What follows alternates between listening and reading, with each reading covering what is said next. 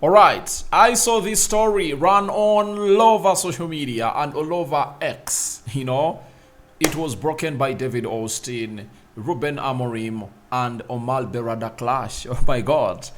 It is all about things that Eric Ten Hag also never wanted, because he felt like he needed more time with the players and he never wanted cameras to be around, because he knew that this is what this team really wanted. And there comes a Ruben Amorim coming in through to obviously try to make ends meet with this. Smash the like button, comment and share if at all you're watching us for the very first time, and endeavor to subscribe to this channel so as not to miss out on stories that we do upload in here on a daily. And here comes David Austin coming in through to let us know that Man United and secret talks over record-breaking Amazon series.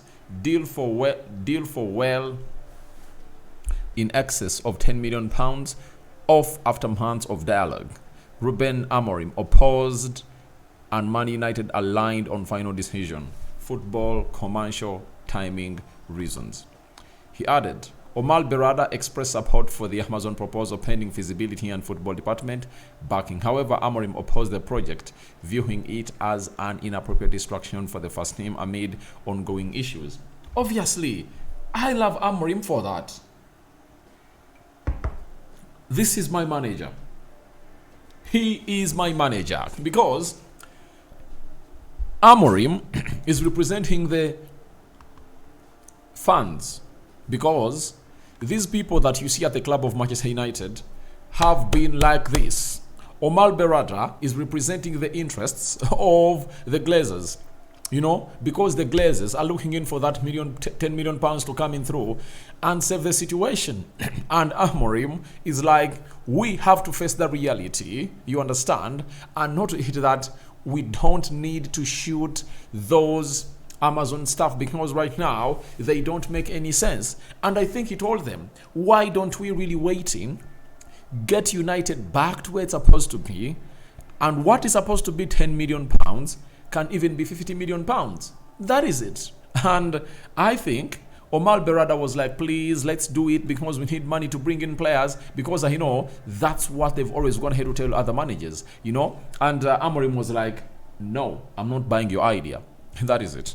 I'm not buying your idea. So that's what the manager of Man United came out and said that it can't be like that. And he opposed it, and they had a clash with Omar Berrada, but finally came to a common understanding that, all right, it's not needed. You understand? Because right now, all we need is our team to really concentrate, train with the manager, as they have gone ahead obviously do, you get, and see to it that they get fit and get ready for the season. And Amorim is really right. Have you checked out his fixture? I think this is the third time I'm obviously reading out this fixture to you, the fans of Man United. And do you know why I'm always reading out this fixture? The reason is very, very, very simple. One, because Manchester United can see, because these games are really important, this manager can see himself get sacked. That's the problem. So, Man United is opening up with Arsenal. Then Fulham away, Burnley at home, Man City away, Chelsea at home, Brentford away, Sunderland at home, Liverpool away.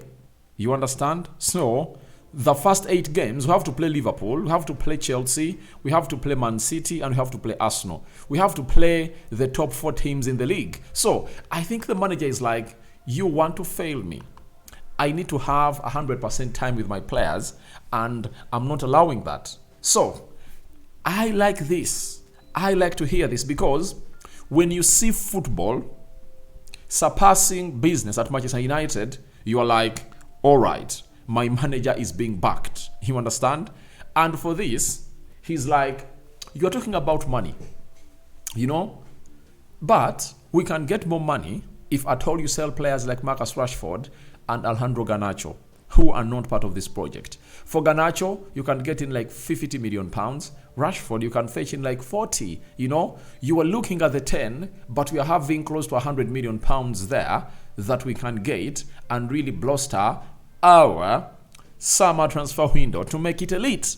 And that's what Ruben Amorim is trying to tell these people. So I'm really excited. I like this manager. He is my manager and I'm loving him die. That is it. So Ruben Amorim has won this, but they've clashed with Omar Berrada and he has emerged the winner. And I think this is what you get when you're really having a CEO who has been at big clubs like Barcelona and Man City. He knows how crucial the manager is for the team, because even Eric Ten Hag, when they were in the US, those exhibitions of United players making appearances, they were cut short. Like, they are planning for 2 hours exhibition, like the players only coming for 30 minutes. That was Eric Ten Hag. And I think it's going to be the same with Ruben Amorim down there in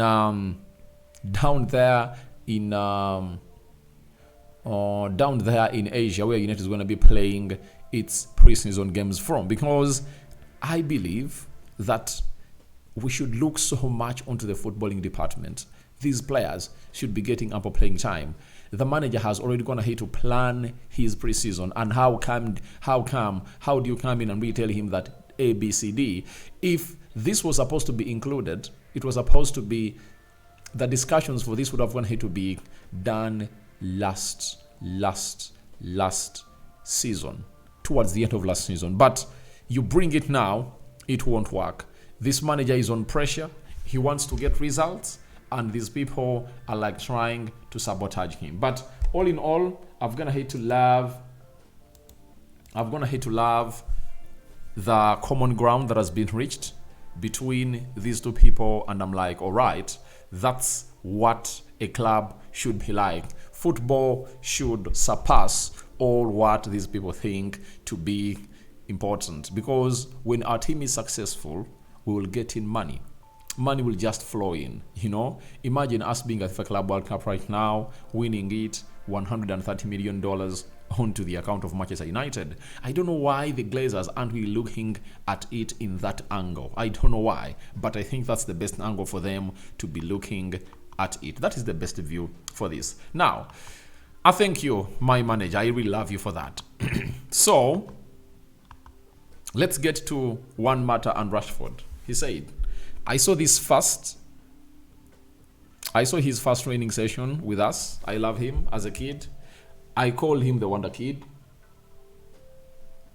The way he played was fearless. You could feel he could win a game by himself at any time when he was playing at his best. So, obviously, Rashford making his debut against Midtjylland, scoring a brace. Everyone remembers that like yesterday. You all know that. He was really a very good player. And I think what made him really shrink or go south in his career are the people around him. They went ahead and never really gave him the best of the best as far as career guidance was really concerned. He came in through very young in a toxic Manchester United, and I think he felt like this is how we are supposed to behave. But if Rashford was here in the days of the Scholes, the Roy Keanes, I think would have gone ahead obviously turn out as one of the best players in the world, because a lot would have gone ahead to be added onto him as a player, because they knew exactly what it meant to put on the jersey of Manchester United. But I think it never really worked on well for him because of the people that we are really in. Mata said, as a United fan and as a friend of Marcus Rashford, I wish that he can succeed here because it is his club, his boyhood club. I don't know what's going to happen, but if he stays, he can actually be happy and enjoy. I think it will be a win-win situation for both the club and him. I understand, but he hasn't gone ahead to give himself a chance. That's the problem that he's really facing. He hasn't gone ahead to give himself a chance, but if he had given himself a chance, then would have gone ahead to be able to come in there and really play in for this club. So guys, thank you very much for watching through. Rokan David remains my name. Your thoughts onto Amorim and Omar Berrada clash as Rashford defended by Juan Mata. Do you think his words really hold water or not? Rokan David is my name. We sign out for now. See you later. Another video will be loading in the coming time. Bye-bye.